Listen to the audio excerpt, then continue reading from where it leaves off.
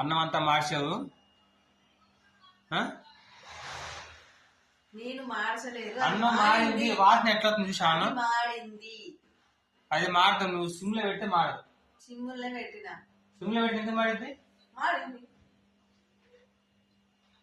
అన్నం ఉంటే మొత్తం మార్చింది. అన్నం అంతా వాసన అట్లా కట్ట వస్తుంది.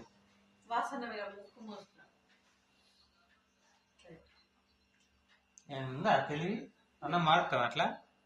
ఎట్లయినా అన్నం ఇప్పుడు టైం ఎంత చూడు. 9:10 కావుతుంది టైం. అన్నం అంతా మార్చింది. కూర లేదు, పొద్దున కూర పెడుతుంది.